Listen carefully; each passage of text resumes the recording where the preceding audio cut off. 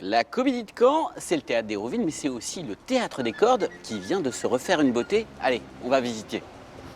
Viens voir les comédiens, comme dit la chanson.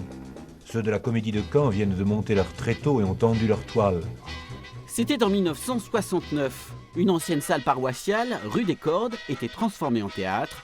La Comédie de Caen était née. Il y avait eu des travaux en 70-80, à nouveau des travaux en 90, mais là depuis 25 ans il n'y avait pas eu de travaux et donc C'était arrivé à un lieu qui était un peu fait de briquet de broc. Exactement, qui avait été rénové peu à peu par les équipes de la Comédie. Donc là il y a un vrai geste d'architecte. C'est Maria Godlewska, donc une architecte qui a fait beaucoup de salles de spectacle, notamment la Fabrica à Avignon. Un théâtre tout neuf à l'extérieur, mais aussi à l'intérieur. On a gagné en partie sur le parking, donc pour avoir plus d'espace en accueil. Très beau hall d'accueil pour accueillir le public et un nouvel espace de répétition. Vous nous faites visiter? Tout à On y fait, va. allons-y.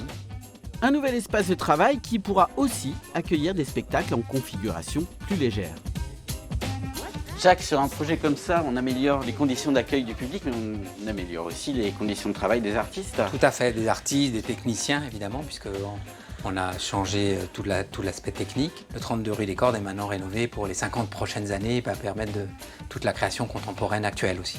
Voilà, qui nécessite d'autres conditions souvent en termes de lumière, en termes d'éclairage, en termes de son. Donc voilà, on a un théâtre très bien équipé qui va permettre de poursuivre la création théâtrale et chorégraphique et musicale. Et justement, l'équipe de la Comédie de Caen est au travail depuis le début du mois.